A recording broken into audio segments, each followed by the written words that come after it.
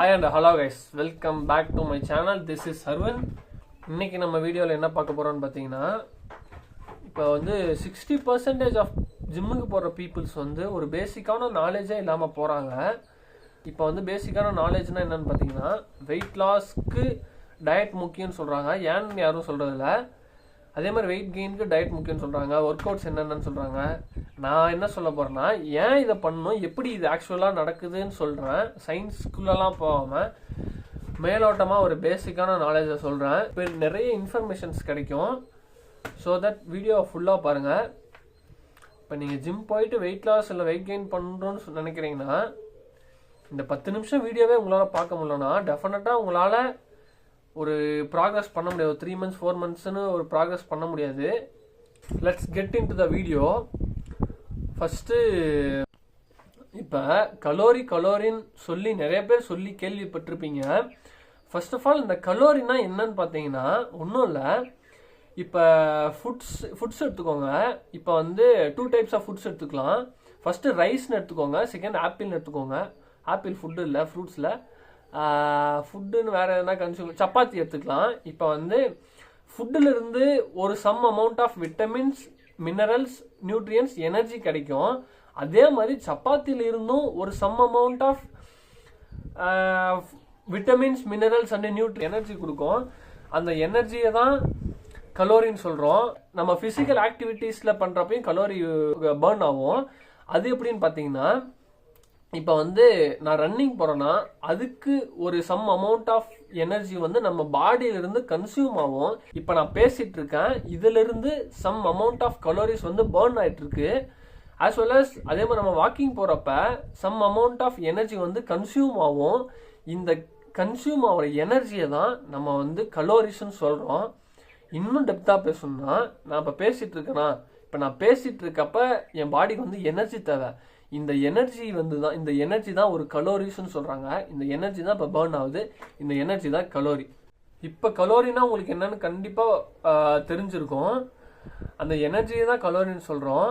இப்போ நெக்ஸ்ட் வந்து maintenance calorie. இப்போ வந்து மெயின்டெனன்ஸ் கலோரினா என்னன்னு பார்த்தீங்கன்னா, நம்ம டே டு டே லைஃப் ஸ்டைலை வச்சு, ஃபிசிக்கல் ஆக்டிவிட்டீஸை வச்சு ஒரு மெயின்டெனன்ஸ் கலோரி இருக்கும். ஃபர்ஸ்ட் அதுக்கு முன்னாடி இப்போ நான் பேசிகிட்டு இருக்கேன், நான் பேசுறது கூட ஒரு some amount of energy consume ஆகும்.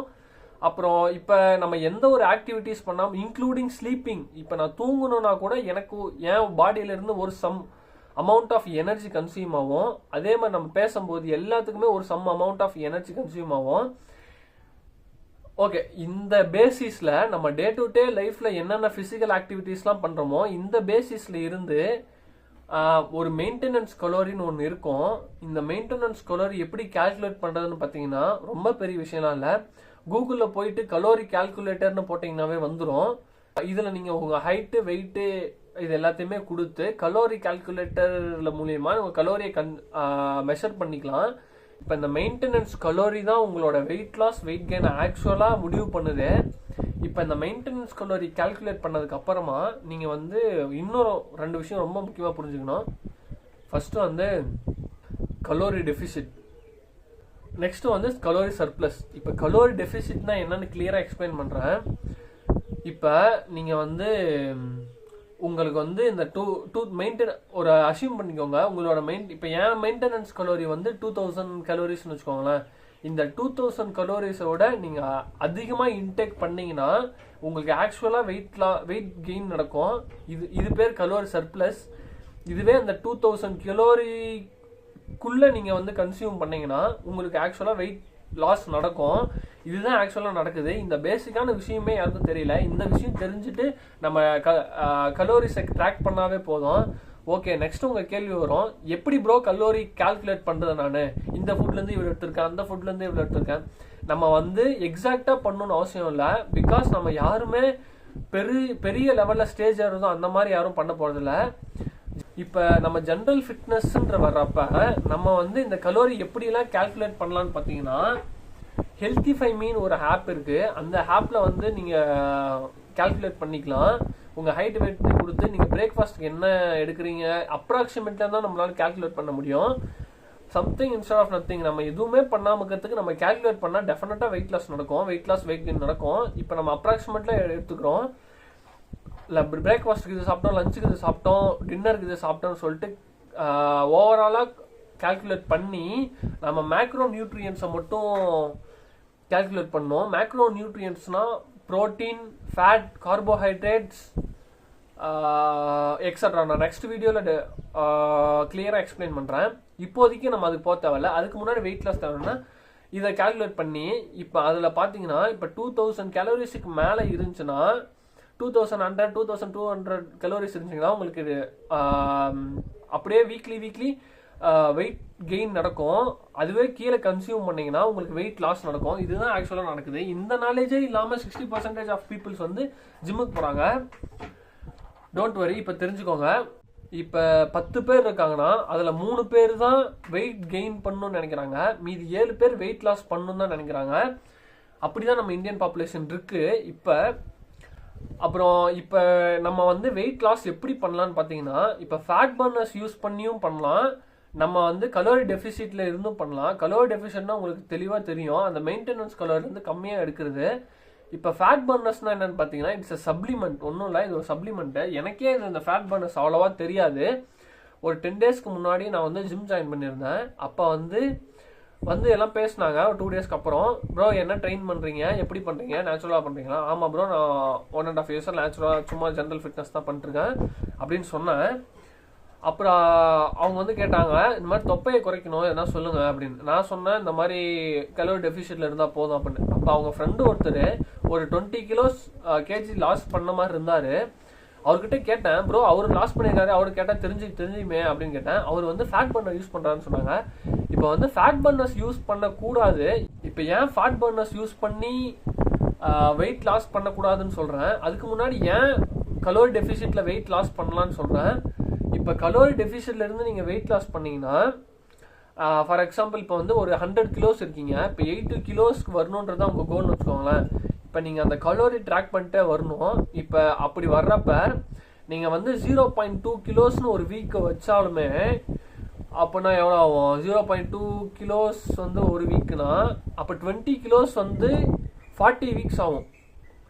40 வீக்ஸ்னா அப்புறம் 40 வீக்ஸ்னா அப்ராக்சிமேட்லி 10 months, 1 year நடக்குது. உங்களோட 20 கிலோஸ் குறைக்கிறதுக்கு 1 year நடக்குது.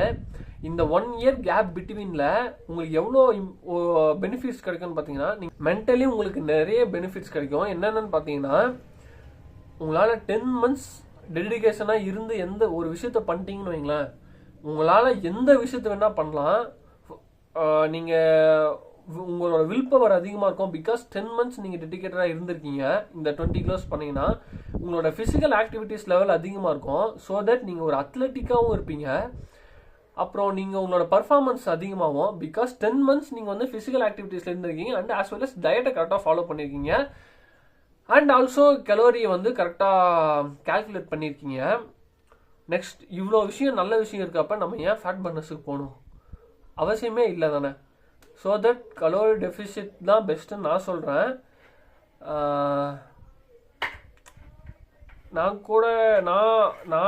நான் இனிஷியல் ஸ்டேஜில் வந்து இந்த மாதிரி ஃபிட்னஸ்குள்ளே வர்றப்ப லீனாக தான் இருந்தேன். அப்புறம் எனக்கு இந்த நாலேஜ்லாம் இல்லாமையே நான் வந்து நிறைய ப்ரோட்டீன்லாம் எடுத்து எக்ஸ்லாம் சாப்பிட்டு வெயிட் கலோரி சர்ப்ளஸில் இருந்து வெயிட் போட்டேன். அதுக்கப்புறம் மறுபடியும் வெயிட் லாஸ் பண்ணேன். இப்போ கொஞ்சம் மஸ்குலராக இருக்கேன். அதுக்கு காரணம் எல்லாமே இந்த வெயிட் லாஸ் தான். அது இல்லாமல் நான் வந்து எனக்கு நான் கோச் யாரையுமே பார்க்கல. நான் இந்த மாதிரி என் வீடியோ பார்க்குற மாதிரி நானும் நிறைய யூடியூப் வீடியோஸ் தான் பார்த்து தான் இவ்வளோ விஷயம் கற்றுருக்கேன். நம்ம ஜென்ரல் ஃபிட்னஸ்ன்னு வர்றப்ப நம்ம கோச்லாம் வைக்கணும்னு அவசியம் இல்லை. இந்த மாதிரி யூடியூப் வீடியோஸே போதும். ஹோப் இன்னைக்கான வீடியோவிலேருந்து நிறைய விஷயம் கற்றுருப்பீங்கன்னு நினைக்கிறேன். ஃபார் மோர் வீடியோஸ் சப்ஸ்கிரைப் பண்ணிக்கோங்க. ஹோப் நான் நிறைய நாலேஜ் அவ்வளோவாலாம் இல்லை, நான் நிறைய விஷயம் சொல்லணும், இன்ஃபர்மேஷன்ஸ்லாம் கொடுக்கணும்னு நினைக்கிறேன். ஹோப் வியூஸ் போனாலும் சரி நான் கொடுப்பேன். அண்ட் வீட்டில் இது செமஸ்டர் லீவ் போயிட்டுருக்கு. வீட்டில் வந்து மென்டலாக ஸ்ட்ராங்காகவே இருக்க முடியல. ஸோ ஓகே, அன்டில் அடுத்த வீடியோவில் பார்ப்போம். கரெக்டாக இருந்தால் பரோட்டா இல்லை அது வேணாம். அடுத்த வீடியோவில் பார்ப்போம். ஒட்டாம மெட்ரு